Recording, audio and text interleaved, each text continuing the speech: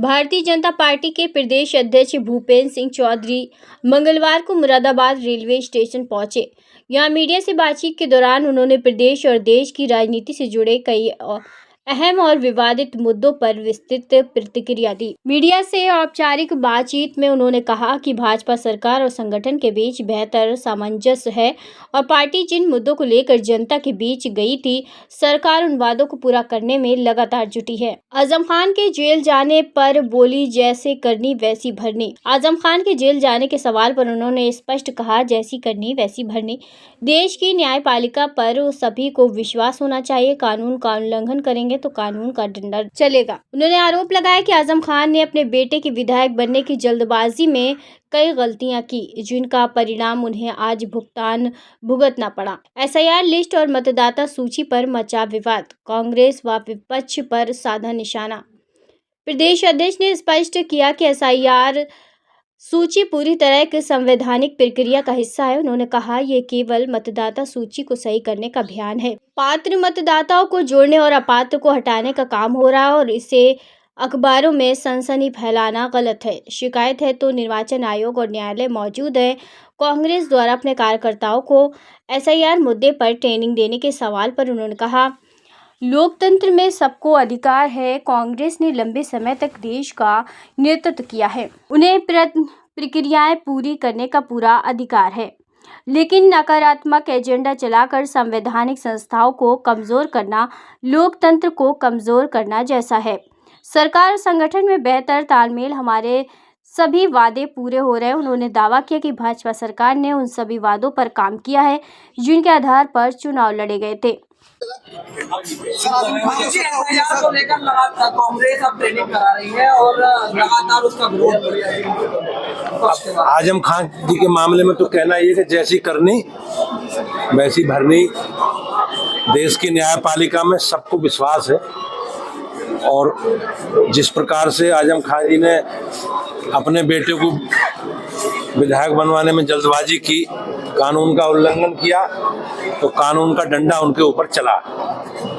जहां तक एसआईआर वाला विषय है, मतदाता सूची का विशेष पुनरीक्षण अभियान चल रहा है और इसका मकसद केवल पात्र मतदाता लोगों को मतदाता सूची में जोड़ना है और अपात्र लोगों को हटाना है। एक संवैधानिक प्रक्रिया है और प्रेस में, अखबार में बयानबाजी करके सनसनी पैदा करने के बजाय अगर कोई शिकायत है, कोई शंका है, तो संवैधानिक संस्थाएं हैं, आयोग है, माननीय न्यायालय है।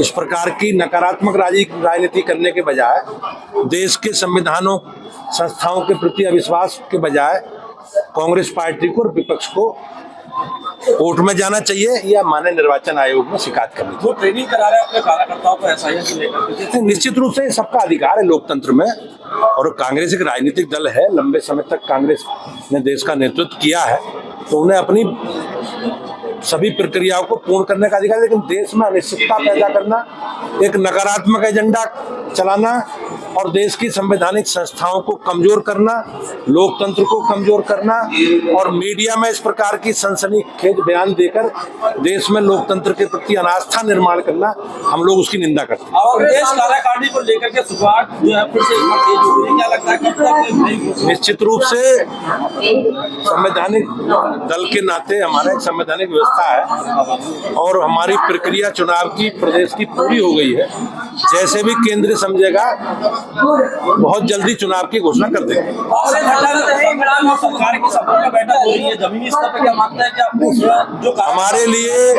हमारे लिए सब गर्व की बात है। भारतीय जनता पार्टी का जो कमिटमेंट है, संकल्प है, हमारी सरकारें उसे पूरा कर रही हैं।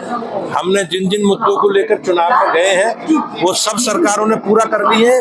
सरकार में और संगठन में बेहतर तालमेल है और उसी कड़ी में हम सब लोग आपस में मिलते बैठते रहते हैं। अध्यक्ष जी, कांग्रेस सांसद इमरान मसूद को कह रहे हैं एक आतंकी को भड़का हुआ नौजवान। अब सब लोग जानते हैं कि इन लोगों की आस्था किस प्रकार के तत्वों के बीच में, ये कांग्रेस के लोग हों, सपा के लोग हों, बसपा के लोग हों, ये हमेशा देश में अराजकता पैदा करने वाले लोगों के साथ खड़े रहे। बिहार में हार के बाद सामने आया, आतंक के ऊपर का एक वीडियो सामने आया जिससे पहले हमले से पहले एक वीडियो जारी किया था, वो सामने ये बहुत संवेदनशील विषय है और देश की सुरक्षा एजेंसियां इस पर बहुत गहनता से जांच कर रही हैं और जांच में जो जो लोग दोषी पाए जाएंगे, जो लोग इन घटनाक्रमों में सम्मिलित पाए जाएंगे, विधि संबद्ध कठोर कार्रवाई हमारी एजेंसियां और सरकार करेगी।